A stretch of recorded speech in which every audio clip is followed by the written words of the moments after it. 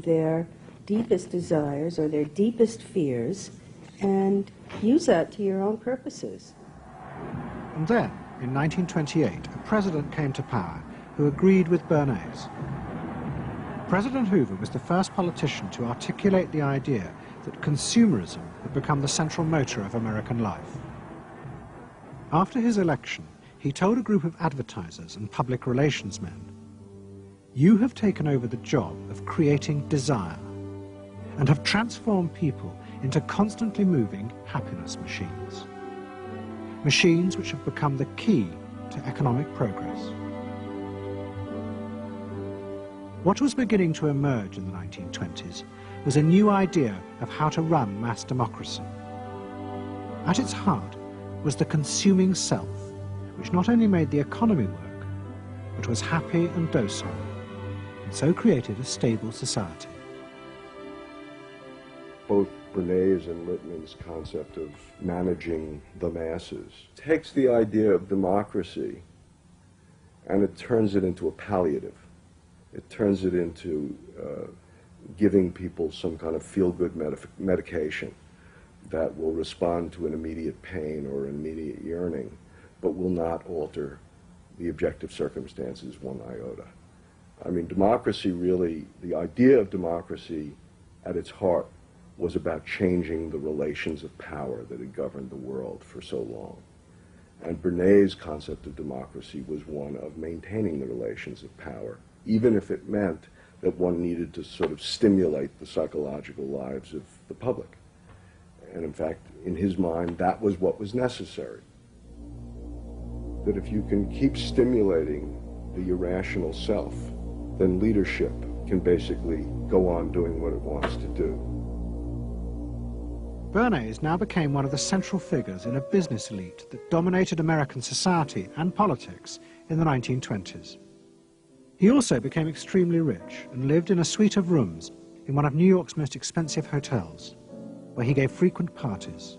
Oh my goodness, he had a home in the corner suite of the Sherry Netherland Hotel. And here's this wonderful suite with all these windows looking out on Central Park and across at the plaza and on the square. And he would use this place to hold a soiree. The mayor would come, all the media leaders would come, the political leaders, the business leaders, the people in the arts. I mean, it was a who's who. People wanted to know Eddie Barneys because, you know, he himself became a sort of a famous man, a sort of a magician who could make these things happen. He knows everybody. He knows the mayor and he knows the senator, and he calls politicians on the telephone as if he did get literally a high or a bang out of doing what he did. And that's fine, but it can be a little hard on the people around you, especially when you make other people feel stupid. People who worked for him were stupid, and children were stupid, and if people did things in a way that he wouldn't have done them, they were stupid. It was a word that he used over and over and over, dope and stupid. And the masses? They were stupid.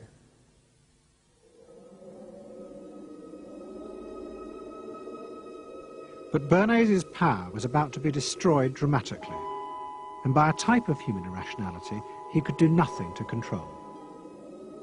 At the end of October 1929, Barneys organized a huge national event to celebrate the 50th anniversary of the invention of the light bulb. President Hoover, the leaders of major corporations, and bankers like John D. Rockefeller were all summoned by Barneys to celebrate the power of American business. But even as they gathered, news came through that shares on the New York Stock Exchange were beginning to fall catastrophically. Throughout the 1920s, speculators had borrowed billions of dollars. The banks had promoted the idea that this was a new era where market crashes were a thing of the past. But they were wrong. What was about to happen was the biggest stock market crash in history. Investors had panicked and begun to sell in a blind, relentless fury that no reassurance by bankers or politicians could halt. And on the 29th of October 1929, the market collapsed.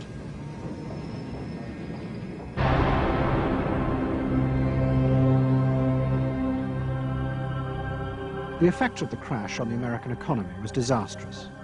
Faced with recession and unemployment, millions of American workers stopped buying goods they didn't need. The consumer boom that Barneys had done so much to engineer disappeared, and he and the profession of public relations fell from favour. Barneys' brief moment of power seemed to be over.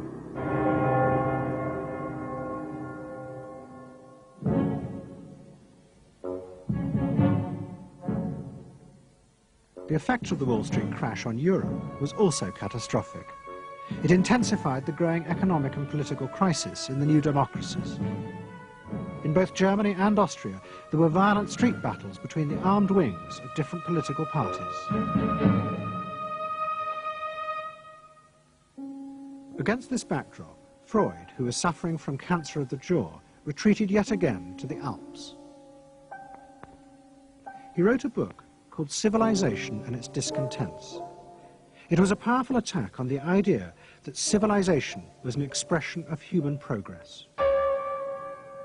Instead, Freud argued, civilization had actually been constructed to control the dangerous animal forces inside human beings. What was implicit in Freud's argument was that the ideal of individual freedom, which was at the heart of democracy, was impossible. Human beings could never be allowed to truly express themselves because it was too dangerous. They must always be controlled and would thus always be discontent.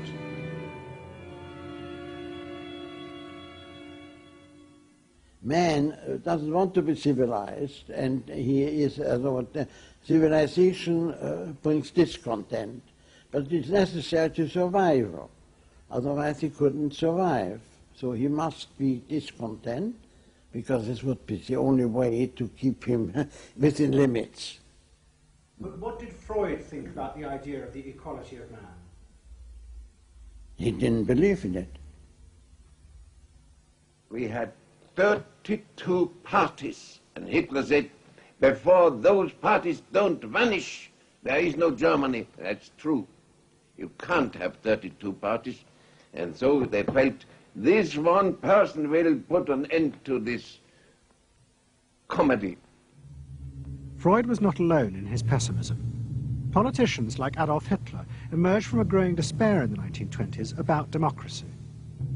The Nazis were convinced that democracy was dangerous because it unleashed a selfish individualism, but didn't have the means to control it. Hitler's party, the National Socialists, stood in elections, promising in their propaganda that they would abandon democracy because of the chaos and unemployment it led to. Die Parteien versprachen den Himmel auf Erden.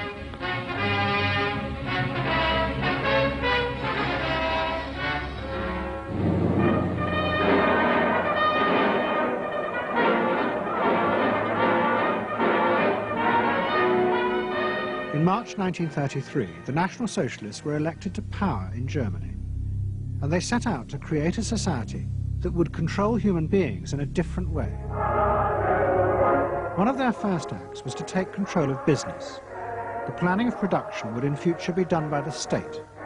The free market was too unstable, as the crash in America had proved. Workers' leisure time was also planned by the state through a new organization called Strength Through Joy. One of its mottos was service, not self.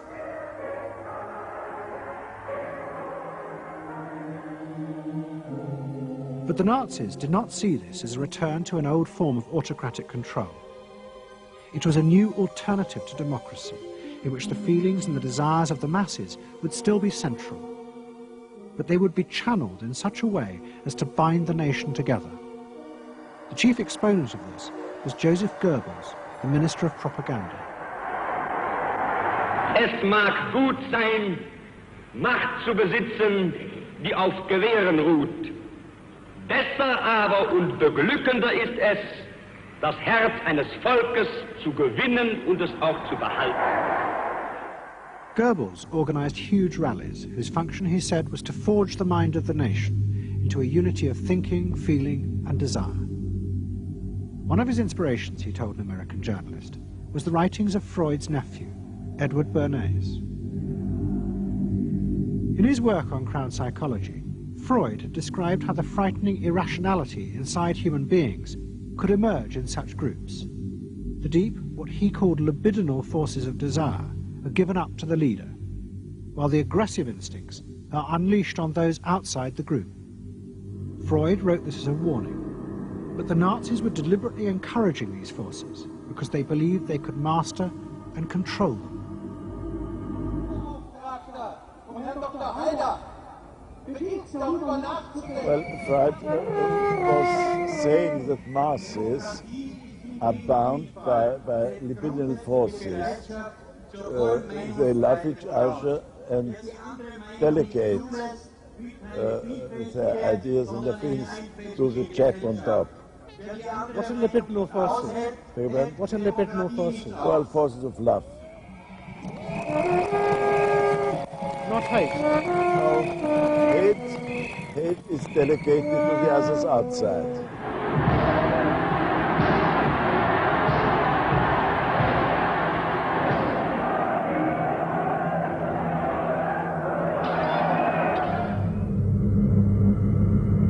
It's the mob.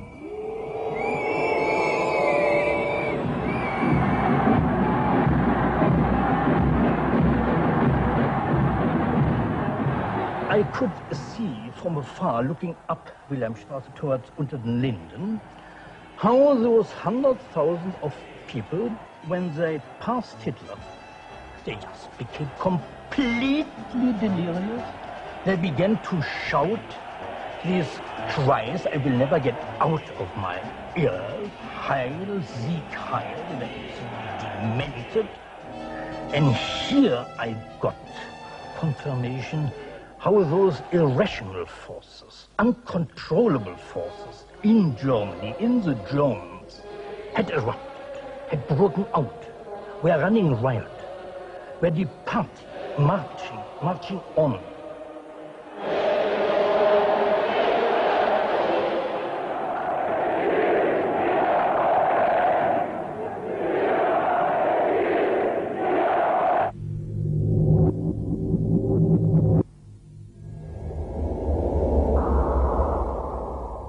And in America too, democracy was under threat from the force of the angry mob. The effect of the stock market crash had been disastrous. There was growing violence as an angry population took out their frustration on the corporations who were seen to have caused this disaster. Then, in 1932, a new president was elected who was also going to use the power of the state to control the free market. But his aim was not to destroy democracy, but to strengthen it. And to do this, he was going to develop a new way of dealing with the masses. I am prepared, under my constitutional duty, to recommend the measures that a stricken nation in the midst of a stricken world may require. But in the event that the national emergency is still critical, I shall not evade the clear course of duty that will then confront me. I shall ask the Congress for the one remaining instrument to meet the crisis: broad executive power.